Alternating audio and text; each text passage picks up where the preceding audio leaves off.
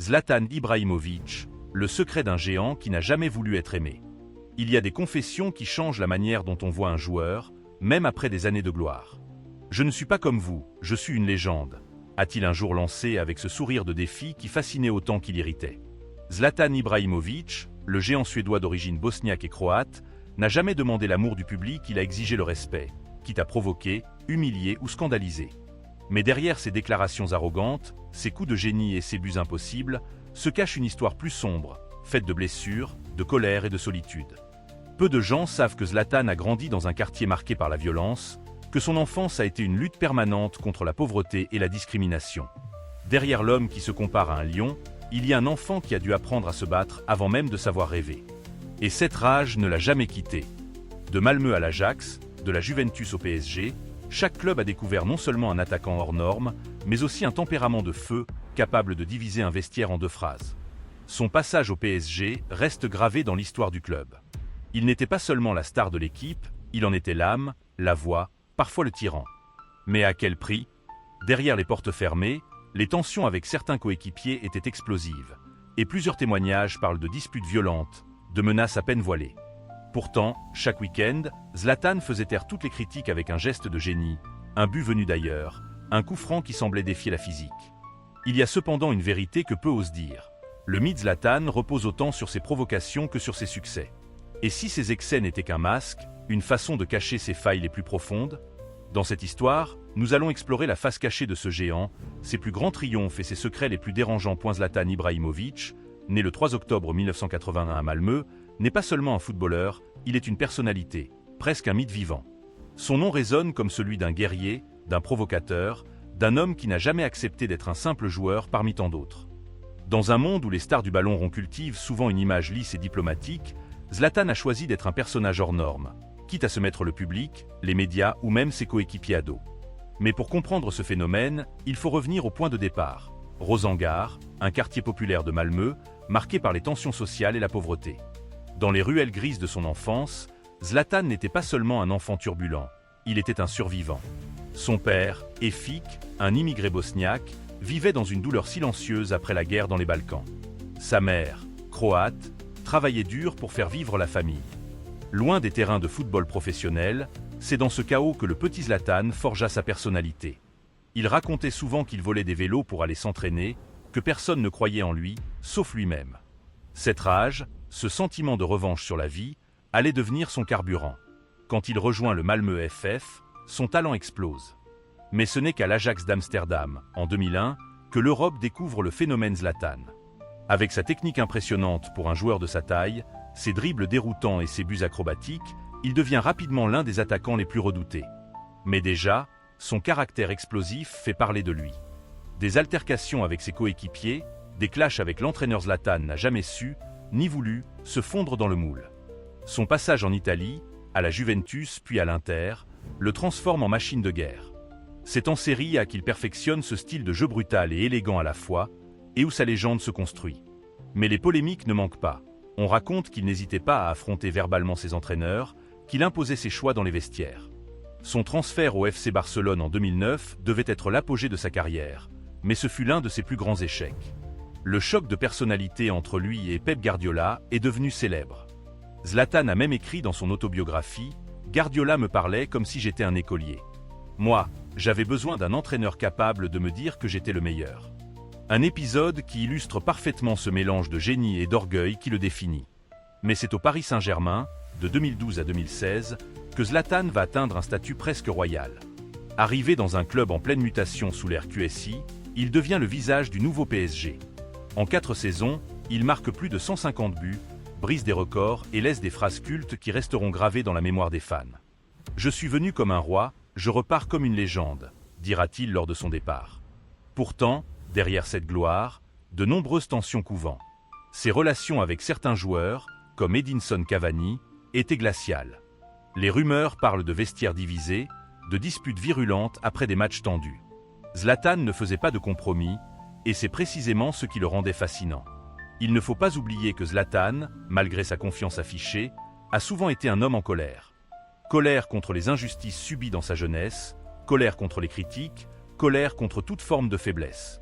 Mais c'est aussi ce feu intérieur qui l'a propulsé au sommet. Quand on le voit marquer un retourné acrobatique de 30 mètres ou dominer physiquement des défenseurs, on ne voit pas seulement un joueur, on voit un homme qui veut prouver au monde entier qu'il est inarrêtable. Alors que nous entrons plus profondément dans son histoire, une question se pose. Le mythe Zlatan est-il seulement fait de victoires et de provocations, ou cache-t-il des blessures beaucoup plus profondes que ses punchlines ne le laissent paraître? L'histoire de Zlatan Ibrahimović ressemble à un film où le héros, doté d'un talent surnaturel, refuse de se soumettre aux règles établies. Pourtant, comme dans tout scénario captivant, derrière les triomphes se cachent des fissures, des échecs, des trahisons et une lutte intérieure constante. Au début, tout n'était qu'un rêve, un enfant de Rosengard qui se battait pour se faire une place dans le monde. Zlatan se distinguait non seulement par sa puissance physique, mais aussi par son style de jeu imprévisible, mélange de techniques de rue et d'instinct sauvage. À l'Ajax, ses gestes techniques devenaient viraux avant même l'ère des réseaux sociaux. Les fans se souviennent encore de ce but incroyable contre NAC Breda en 2004, où il dribble 5 joueurs avant de marquer. Ce jour-là, l'Europe du football comprit qu'un phénomène était né. Mais l'histoire de Zlatan n'est jamais linéaire. Son arrivée en Italie, d'abord à la Juventus, puis à l'Inter Milan, le propulse au sommet. Il devient champion d'Italie, gagne le respect des tifosi et s'impose comme l'un des meilleurs attaquants au monde. Cependant, même dans la victoire, les conflits l'accompagnent. Avec certains coéquipiers, la tension monte.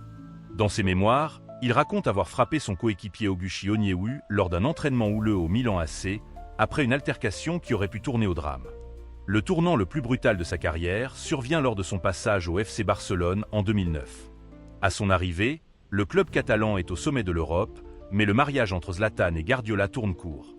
Zlatan n'a jamais accepté l'autorité froide et calculatrice de Pep, tandis que l'entraîneur catalan voyait en lui un élément incontrôlable. « J'achetais une Ferrari, et je la conduisais comme une Fiat », dira Guardiola en privé selon certains témoignages, une phrase qui aurait blessé profondément Zlatan.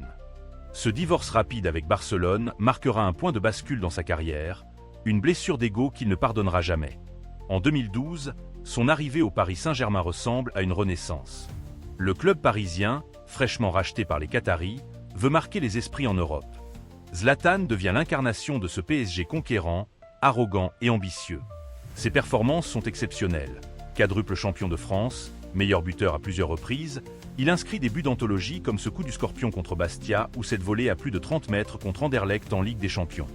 Mais au sein du vestiaire, les tensions sont palpables. Sa rivalité glaciale avec Edinson Cavani fait les gros titres. Les médias parlent d'échauffourées lors des entraînements, de vestiaires sous tension où Zlatan impose sa loi. Ces déclarations controversées alimentent également sa légende. On se souvient de ce jour où, furieux après un match perdu, il lance « La France ne mérite pas le PSG ». Des mots qui choquent, mais qui résument parfaitement son personnage.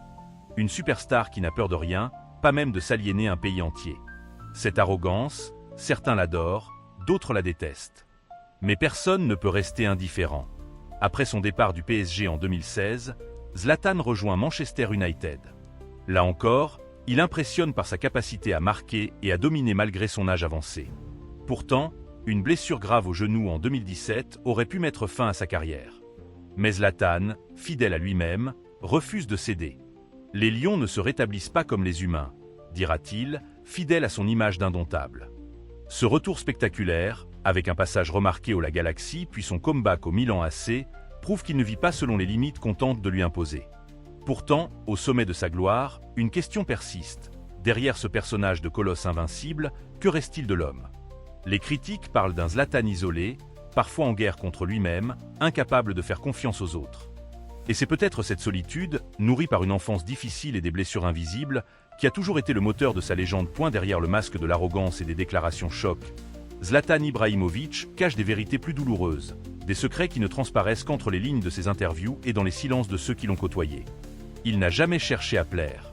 Au contraire, il a souvent choisi d'être l'ennemi public numéro 1. Pourtant, cette posture de lion solitaire semble avoir été forgée dans la douleur bien avant la gloire. L'une des parts les moins connues de Zlatan, c'est cette colère constante née d'une enfance fracturée. Fils d'immigrés, il grandit dans une Suède où il se sent étranger, rejeté, incompris. « Si je n'avais pas eu le football, je serais mort ou en prison », avouera-t-il un jour. Ces mots résonnent comme un cri d'alarme. Même lorsqu'il triomphe en Europe, il reste hanté par cette idée que personne ne croit en lui, que tout le monde attend qu'il échoue. Cet état d'esprit explique sans doute pourquoi il n'a jamais cessé de provoquer, de défier tout le monde adversaire, coéquipier, entraîneur, journaliste. Au PSG, cette face sombre se dévoile par moments. Certains témoignages parlent d'un Zlatan tyrannique dans le vestiaire, capable de faire exploser une réunion d'équipe par un simple regard. Un ancien membre du staff a confié anonymement « Quand Zlatan entrait dans la salle, on savait que tout pouvait basculer. Il pouvait être génial et motivant, mais aussi destructeur. » Sa relation avec Cavani fut l'exemple le plus médiatisé. Les deux attaquants ne se parlaient presque pas, sauf pour des échanges glacials sur le terrain ou lors de disputes concernant les coups francs et les pénaltys. La presse française en fit ses gros titres, parlant d'un PSG divisé entre pro-Zlatan et pro-Cavani. Mais Zlatan ne cache rien de cette image de bad boy. Il s'en amuse. Les gens me jugent arrogant. Mais l'arrogance, c'est juste la vérité vue par les jaloux, lança-t-il un jour, une phrase qui deviendra presque son credo. Derrière cette provocation, pourtant, on perçoit parfois une certaine fatigue, comme s'il portait un masque trop lourd. Certains anciens coéquipiers racontent qu'en privé, il pouvait se montrer plus doux, presque vulnérable. Le même homme qui se proclame « Dieu du football » a avoué dans son autobiographie être resté marqué par des années de faim et de peur durant son enfance. Les blessures physiques ont aussi révélé une autre facette de Zlatan. Sa terrible blessure au genou, en 2017, aurait pu l'anéantir. Les médecins annonçaient qu'il ne rejouerait plus au plus haut niveau. Mais Zlatan défie la logique. En quelques mois, il revient sur le terrain, plus déterminé que jamais. Ce retour est salué par le monde entier comme l'exemple d'une force mentale hors norme. Pourtant, dans un documentaire, il avoue « La douleur était constante. J'ai joué parce que je ne voulais pas être oublié. » Cette phrase laisse entrevoir une peur qu'on n'associe jamais à lui, la peur de disparaître. La réaction des médias et du public a toujours été contrastée. Certains le voient comme un héros, un symbole de force et de détermination. D'autres le considèrent comme un provocateur qui ne sait pas se taire. Mais ce mélange d'admiration et de haine est exactement ce qui fait de Zlatan un personnage unique. Il ne cherche pas à être aimé, et c'est sans doute ce qui, paradoxalement, le rend inoubliable. La vérité, c'est que Zlatan n'a jamais été seulement un joueur de football. Il est devenu une légende parce qu'il incarne une idée, celle d'un homme qui s'est construit seul, qui refuse de plier, qui transforme sa douleur en gloire.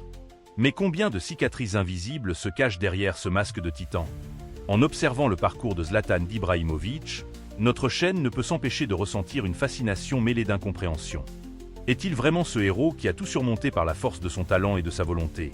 Ou n'est-il qu'un personnage créé pour provoquer, pour choquer, pour marquer l'histoire par ses phrases autant que par ses buts? La vérité se situe sans doute entre ces deux extrêmes. Il est indéniable que Zlatan est l'un des attaquants les plus marquants de sa génération. Son passage au Paris Saint-Germain a changé à jamais l'image du club. Avant lui, le PSG était un grand club français. Après lui, il est devenu un club respecté sur la scène européenne. En 4 ans, il a inscrit 156 buts en 180 matchs, un ratio exceptionnel qui a redéfini les standards du football français. Sa capacité à se surpasser dans les moments critiques, à transformer un match en un spectacle de puissance et de technique, est tout simplement unique. Mais ce que l'on retient de lui ne se résume pas à ses exploits sur le terrain. Ses punchlines, ses provocations, ses interviews cultes sont devenus presque plus célèbres que ses buts. Pourtant, cette attitude en a dérangé plus d'un. Certains critiques estiment que Zlatan se cachait derrière son arrogance pour masquer une fragilité profonde, qu'il utilisait la provocation comme un bouclier. D'autres affirment que son caractère difficile a parfois nui aux équipes dans lesquelles il évoluait, créant des tensions internes, affaiblissant la cohésion. Le conflit glacé avec Cavani, les critiques à peine voilées envers les arbitres, la fameuse sortie « La France ne mérite pas le PSG ». Toutes ces polémiques ont façonné un Zlatan aussi redouté qu'admiré. Mais faut-il lui reprocher cette arrogance, alors qu'elle semble être le moteur même de son succès? Zlatan est un homme qui a grandi dans un environnement où personne ne lui offrait de seconde chance. Il s'est construit en défiant tout le monde, en refusant de se conformer. Et c'est peut-être ce refus de plaire, cette détermination à rester fidèle à lui-même, qui fait de lui une icône dans un monde du football souvent trop aseptisé. Notre avis? Zlatan est un personnage complexe. Il est à la fois ce « dieu du football » qu'il prétend être et ce petit garçon qui a grandi avec la peur et la colère comme compagnons. Il a apporté au PSG une dimension mondiale, un niveau de professionnalisme et d'exigence qui ont ouvert la voie aux générations suivantes. Mais il laisse aussi derrière lui un héritage fait de controverses, d'histoires de vestiaire et de déclarations qui continueront de diviser les fans pour des années. Et vous, qu'en pensez-vous? Zlatan est-il un génie incompris, un provocateur invétéré, ou les deux à la fois? Est-ce son ego surdimensionné qui a forgé sa légende, ou son talent brut qui dépasse toute personnalité? Quelles sont les images qui vous restent de lui? Ses buts spectaculaires, ses interviews insolentes, ou ce sentiment qu'il n'a jamais vraiment appartenu à aucune équipe, tant il voulait être au-dessus de tout? Il y a des joueurs que l'on oublie, et puis il y a ceux qui laissent une empreinte indélébile. Zlatan Ibrahimović appartient à cette deuxième catégorie. Plus qu'un footballeur, il a été un phénomène, une figure qui a redéfini ce que signifie avoir du caractère sur un terrain. Son départ du PSG, marqué par la phrase « Je suis venu comme un roi, je repars comme une légende », résonne encore dans les mémoires des supporters. Ce n'était pas une simple déclaration d'ego, c'était la vérité. Car Zlatan a donné à Paris bien plus qu'un titre au début, il a donné une identité.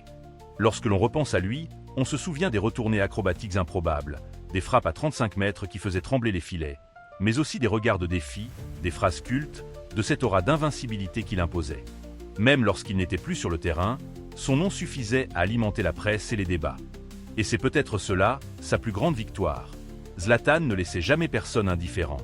Aujourd'hui, alors que sa carrière touche à sa fin, il n'est plus seulement l'homme des exploits. Il est devenu une légende dont les anecdotes circuleront encore longtemps. On se rappellera de ses frictions avec Guardiola, de son règne à Paris, de ses comebacks improbables après des blessures que d'autres n'auraient jamais surmontées. On se rappellera de l'enfant de Rosengart qui a osé rêver plus grand que tout le monde et qui, d'une certaine manière, a gagné son combat contre la vie. Il reste cette impression étrange, celle d'avoir été témoin d'un personnage qui dépassait le simple cadre du sport.